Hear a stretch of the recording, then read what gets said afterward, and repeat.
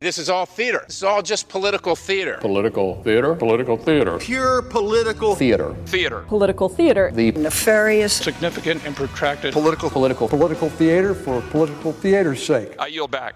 From Washington, this is Political Theater, Roll Call's review of the spectacle of politics on Capitol Hill and across the country. I'm Jason Dick.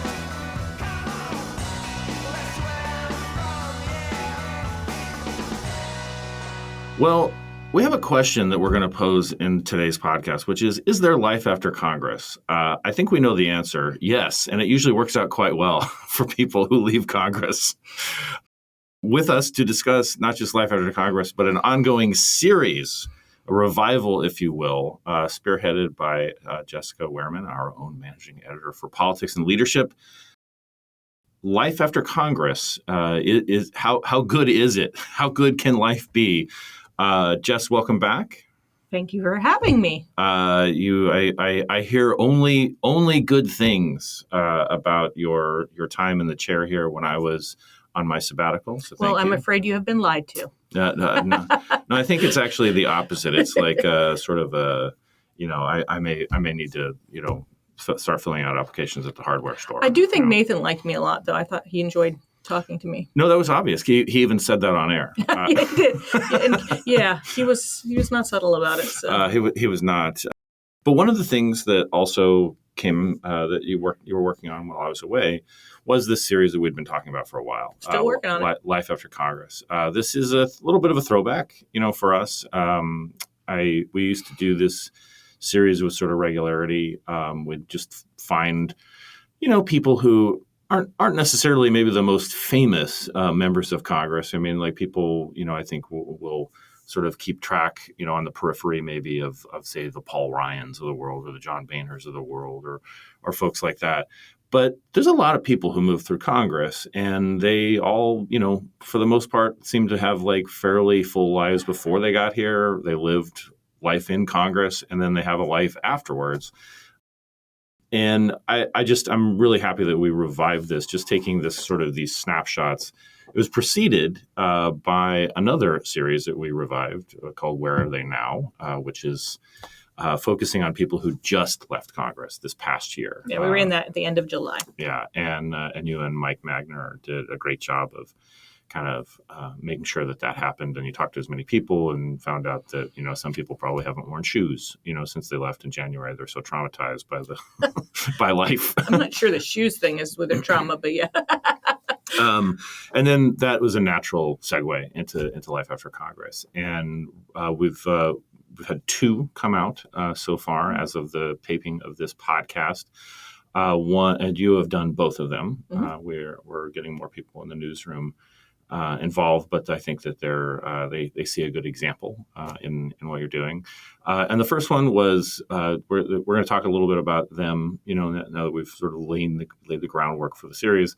One was former Congressman Glenn Pichard, who was a Democrat from Illinois. And then also this week, that came out last week, that was published last week on rollcall.com and also in our print edition. And this week it was former Congressman Earl Pomeroy, yes. Democrat from North Dakota. I promise there are Republicans coming up. There are. Should we tease which one? No, I think we can tease. It's fine. I'm Ileana Ross Leighton was the next person that I talked to, and former Republican Pete DeFazio, also a Florida. Democrat. Yeah.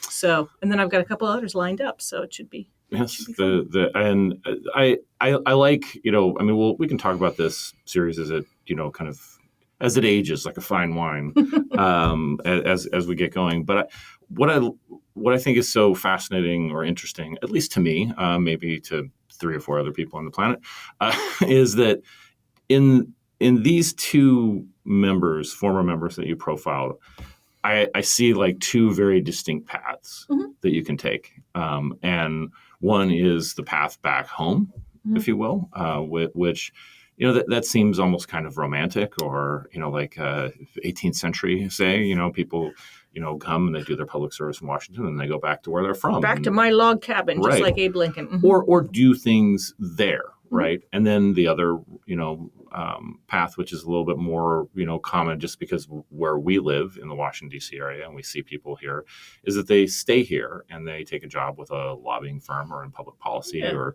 something, here in Washington. Maybe they still have roots, in their home district, but they also this is their home. So let's start with Glenn Pichard. For some reason, we're wrestling with how to say his name, even though I used to cover him, actually. So, like when I first got here as a baby reporter. I mean, there's so many different inflection points for French, right? I mean, I don't there's so think many he's different go ways. back. He's probably had his name massacred more times. And it's not that hard a name. It's not like some sort of, Right. Although also Alan, thank you, Alan Hatip. Yeah, you actually went and got the pronunciation of his name from a news clip, so we have no excuse.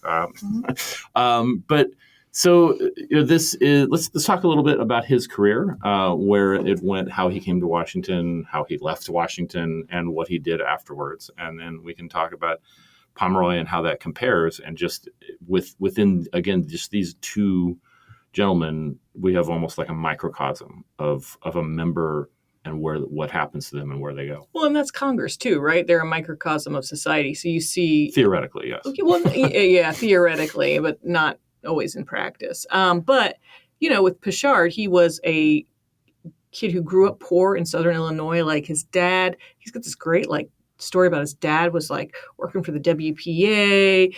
He'd lost an arm. Yeah, it's like something from accident. Steinbeck almost. Yeah, it's. I mean, it's not an easy sounding childhood. So he was super poor growing up. His dad got really involved in Democratic politics, and that inspired him. They all loved JFK. They thought he was fantastic. And FDR too. I did read your story. Thank you. I appreciate that. So it was my job. Yeah, thanks. He was inspired to get involved in local politics at a local level, and then a spot opened up. The incumbent member of Congress retired, and so he went for it, and he won. And he was there for many years, pretty well liked. The fun thing about both Pomeroy and Pichard are they're both moderate Democrats, and they're kind of a rare species in Washington. This is back in the days when you'd have bipartisan on every press release. You bragged about being bipartisan. Right. Now you do not brag about being bipartisan. You're a terrible person if you're bipartisan, it seems like. I mean, obviously. Yeah, of course. So he went to Congress and served several terms there, and then decided to run for governor against George Ryan.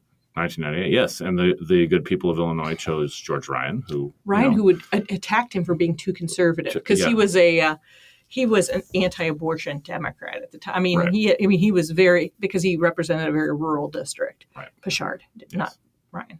So. Yeah, southeastern Illinois. This is the Illinois of Huckleberry Finn. that area of just this. It's more the South than the Midwest, almost, if you will. Yeah, it's a little bit, but it is. I mean, it's a pretty rural part of America, and mining communities and so forth. And he was in a way, he's like, I thought the Clean Air Act was a good idea conceptually, but it was really hard for the people in my district because there was a big mining district. So he was not supportive of that. That was one of his challenges in Congress. So he was. I mean, I covered him when I covered him when I was a baby reporter. He was one of the first people that I covered when I worked for the Evansville Courier Press. I was their one-person Washington, D.C. bureau. Nice. And he was there just very briefly, and then he left. And I always kind of wondered, whatever happened to him? He went back to when he tells a story. I like this story, the way he tells it. It's like he was sitting with his wife the day after the election. And they were like, well, what do we do now? The gubernatorial election. After the gubernatorial. Because he basically, to back up, he had run for several years and then just decided, I'm going to go for governor. Right. He lost. And then, the coda to this is George Ryan went to prison. So. There's a long tradition of Illinois governors.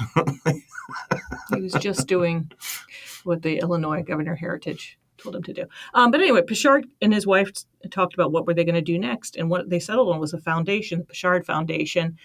And it works to prevent child abuse or child neglect. This was a campaign issue that came up over and over again on the campaign trail. So they've created this foundation that works to give grants to places in rural Illinois to sort of help combat that. Right. It's kind of in terms of things you can do, there's definitely worse routes you can take. And he also went and had a career in academia. He was a teacher before he was a congressman. And I was so, a teacher before I became a journalist. oh my gosh, well, you guys should hang out. And he went on to be the president of Southern Illinois University. So he had a nice Which is long- big. I mean, like this It is is. not like a community college. It's I a mean, big like, system. It sounds like it's not that big of a college just because it's like it's sort of in the other part of the state, away from Chicago. It's more St. Louis than Chicago, but it's gigantic. Yeah. And they also have a great mascot, the Salukis. Oh, you did do your research. I did not even know that, actually. Paul Simon also had a big affiliation with the former senator had a big affiliation with Southern Illinois University. Yeah. So I'm interested in doing this series because I think transitions are always interesting. Part of By the way, Salukis are dogs. So they're like, I was kind of wondering. They're but kind of cool. They're I was going to cool Google dogs. that after we stopped talking. Yeah. But I'm always interested in transitions and sort of like what happens to people.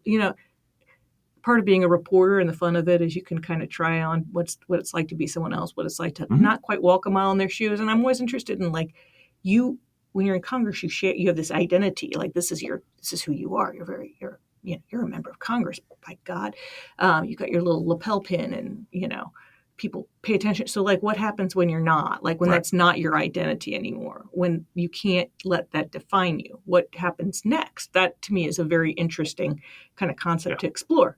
And I mean, I think it does vary pretty wildly. And I've talked to 3 members so far. I've got a couple others lined up. Many of them are lobbyists because they just can't quit the public policy thing.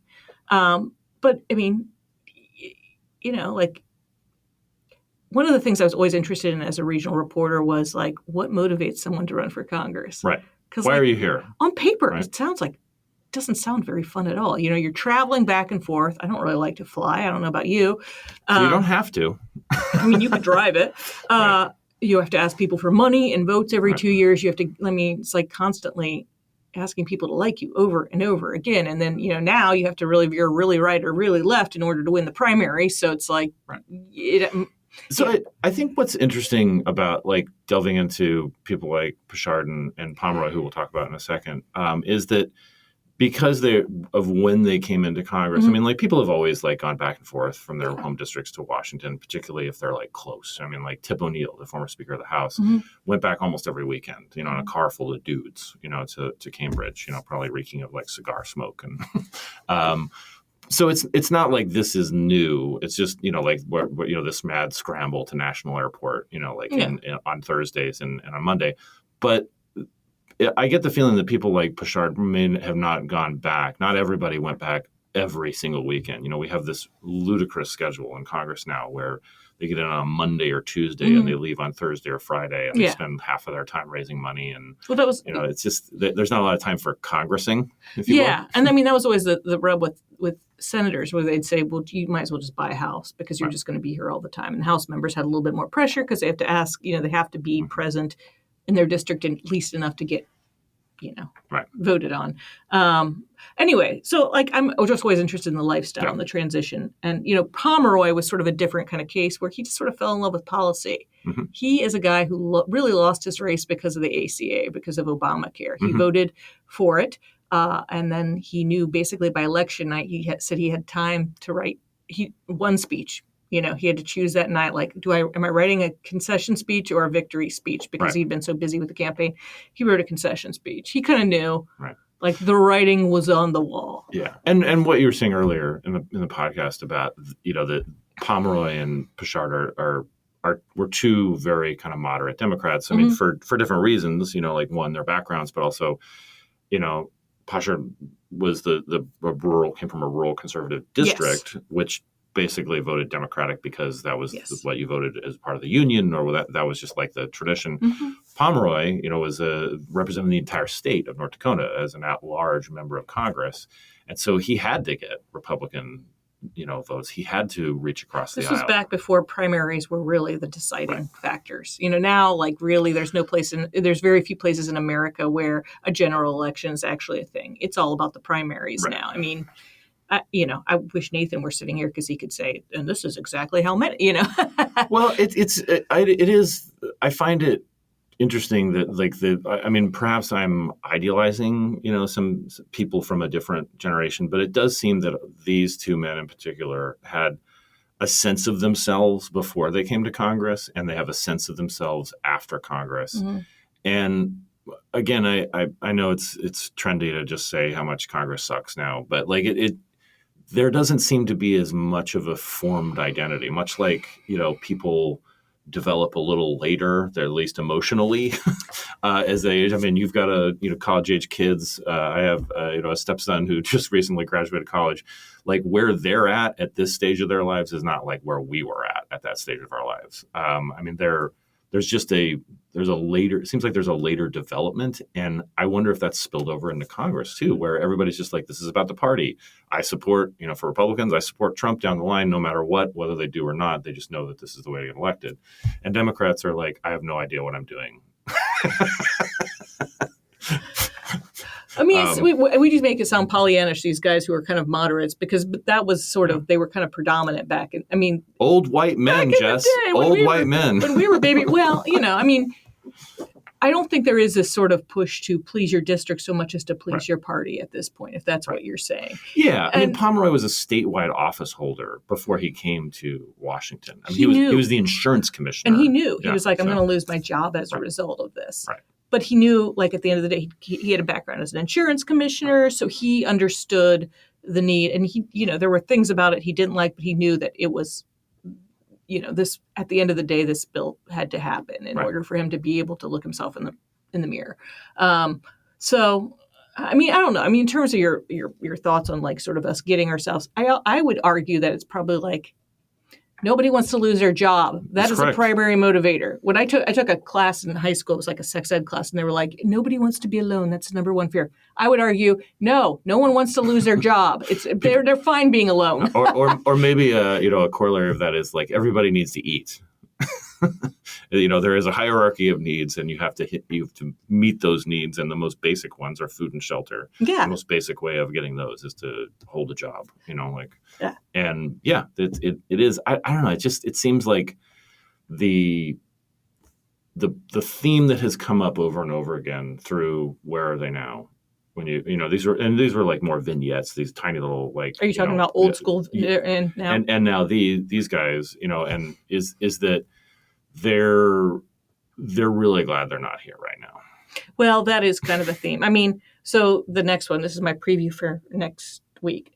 I talked to Peter DeFazio, who is more of a recent retiree. He's been out since like 2022. I want to say, I might be wrong on that number, but it's been famously irascible too. That's just I like him. He likes beer. Yes, he's a brewer. He's a home brewer.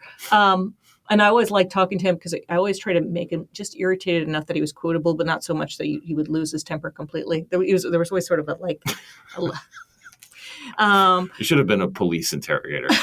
I just was like, just get into this little level, because then he's really a great quote. For 36 years, this man had an 11-hour commute from his home. Woof. Because he was a head of the transportation committee, but he didn't have a direct flight to his district. So that was on a good day. I've thought about this a lot as I would like to visit friends in Portland, Oregon. 11 hours, and you're doing that. You're pretty much trying to do that once a week, because you really do have to get back to your district particularly when you're a House member. And he was in a district that he won it pretty handily, but they really had to redistrict it to keep it in blue hands after he left. So I asked him, and he's like, I'm in great spirits, because he'd had this great summer. He got home, he was exhausted and fried, because the hours of a lawmaker, particularly one who has an 11-hour commute at the end of the week, they're not necessarily, it's not necessarily as cushy as one might think. So he went to France. He went to beer camp. He went to he's head of this home brewers association. So he went to Maine and, talked beer with him. And he went to a couple of events for some of his old political friends. He's still involved in, some public policy issues. He's doing a little bit of lobbying, but it's really on his agenda. Yeah. When you're the chair of T&I, your agenda as a member of Congress is whatever transportation infrastructure. Yeah. Highways, railroads. Yes. Yeah. So he's really into the spotted owl. Mm-hmm.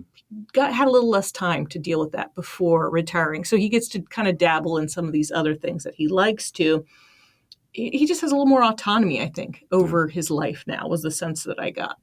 Spotted owl. I mean, that's probably around the time that he came to Congress in general, because that was in the He went 80s. on- That was the big Yeah. environmental issue in He Oregon had and quite a lot to Washington. say about that because there's also another sort of owl called the barred owl, which is apparently anyway. But you get the point. Like he can kind of pursue these passions Right. to a degree that maybe he might not have been as free to do in Congress. So Right.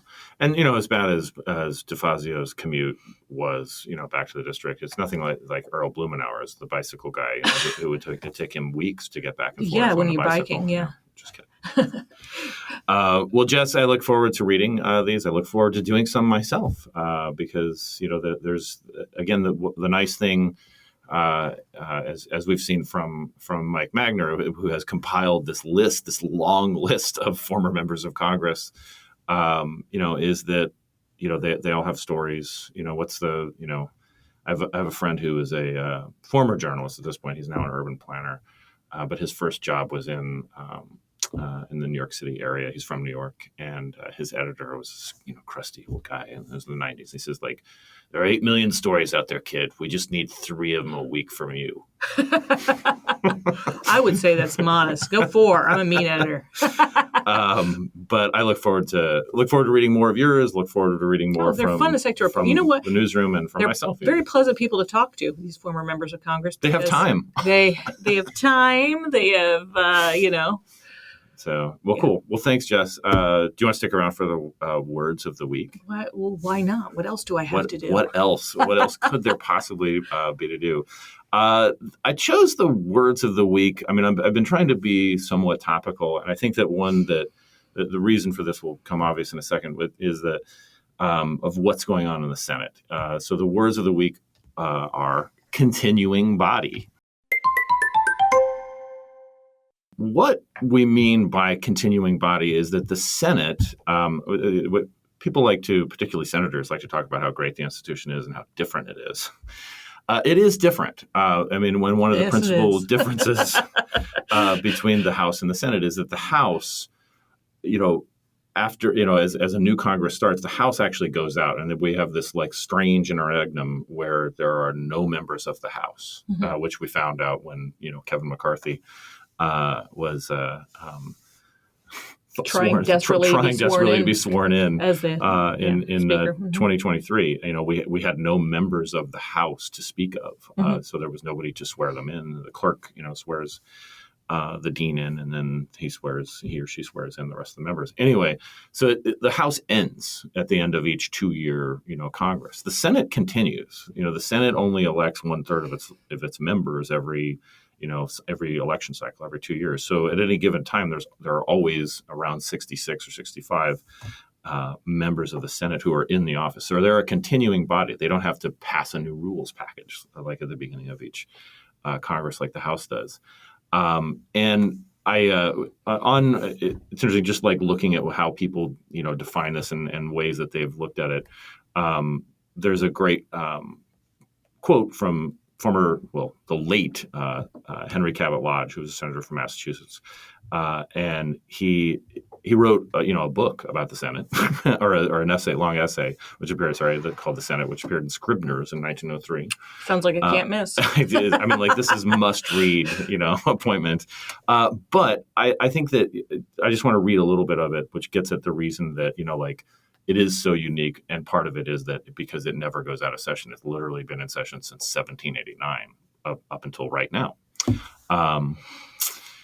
It is due to the original Constitution of the Senate, this is Henry Cabot Lodge, to the fact that the Senate represents states, to the powers conferred upon it at the outset by the makers of the Constitution, to its permanency of organization, and to the combination of legislative, executive, and judicial functions. They pass legislation, but they also confirm members of the administration and the judicial branch, which set it apart from all other legislative bodies. Without the assent of the Senate, no bill can become law, no office can be filled, no treaty ratified.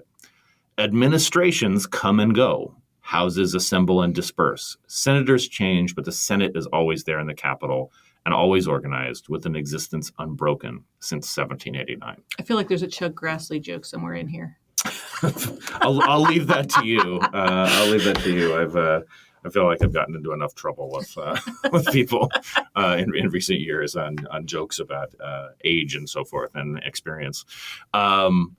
So that's continuing body. And I think one of the reasons it came up too was just that we've got a rules change underway in the Senate, where the Senate Republicans are looking to streamline the way that they can confirm nominees at the sub-cabinet level.